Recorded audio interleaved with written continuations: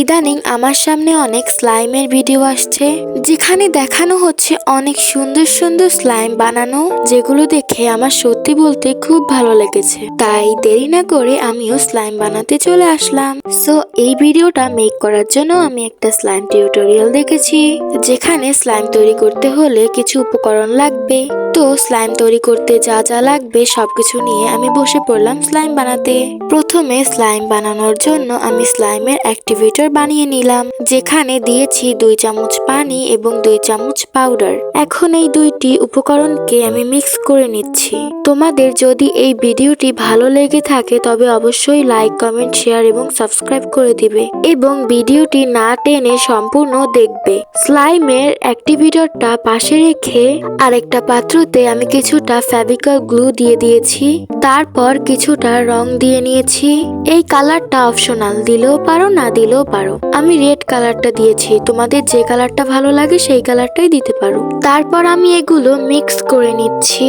ইদানিং CapCut use করা যাচ্ছে না, 5 সেকেন্ডের মাথায় মাথায় 1 মিনিটের একটা অ্যাডভাইস দেয়। ভিডিওতে অ্যাড আসলে সেটাই স্কিপ করি, আর অ্যাপসে আসলে যে কি মেজাজটা খারাপ হয়, তাও আবার এক একটা অ্যাড দেয় 1 মিনিট করে। আবার অ্যাডগুলোতে স্কিপ করার অপশনও দেয় না যে স্কিপ করে চলে যাব। কিছু বলার নেই, এখন তো ক্যাপকাটের পাশাপাশি অন্য অ্যাপসগুলোতেও অ্যাড আসে, তাই ক্যাপকাটে এখন আর এডিট করতেই ইচ্ছে করে না। তার উপর আবার ভিডিওর কোনায় একটা ক্যাপকাটের লোগো দেওয়া থাকে, যেটা আগে ছিল না, কিন্তু এখন ক্যাপকাটের ওনাররা দিয়েছে। নিজের ভিডিওতে নিজে কোনো লোগো না দিলেও ক্যাপকাট ঠিকই তার লোগো দিয়ে রাখবে। এইটা দেখে তো আমার আরো বেশি মেজাজ খারাপ হয়। তোমাদের জানাশোনা কোনো ভালো এডিটের অ্যাপস থাকলে অবশ্যই কমেন্টে জানিয়ে দিও। কথা বলতে বলতে তোমরা দেখতেই পেয়েছো ভিডিওতে আমার একবার স্লাইম বানানো ফেল হয়েছে, তাই আমি দ্বিতীয়বার আবার স্লাইম বানানোর জন্য ট্রাই করলাম। তাই প্রথমে আবার আমি একটু ফেভিকল গ্লু দিয়ে নিয়েছি। এবার আর প্রথমবারের মতো আমি কোনো কালার ইউজ করব না।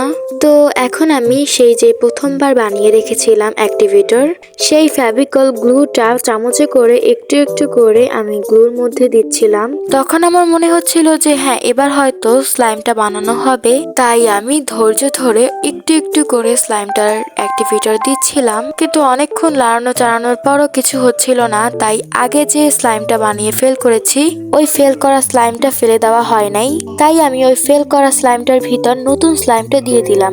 আমার আবার মনে হচ্ছিল যে এই দুইটা স্লাইম একসাথে হলে হয়তো স্লাইম হয়ে যেতে পারে, তাই আমি সুন্দর করে দুইটা মিক্স করে নিচ্ছিলাম। কিন্তু দুঃখের বিষয় হচ্ছে এবারও আমার স্লাইমটা ফেল হলো। এতক্ষণ পর আমি একটা জিনিস খুব ভালো করেই বুঝতে পেরেছি, আর সেটা হলো আমারও সময় নষ্ট হলো আর তোমারও সময় নষ্টই হলো।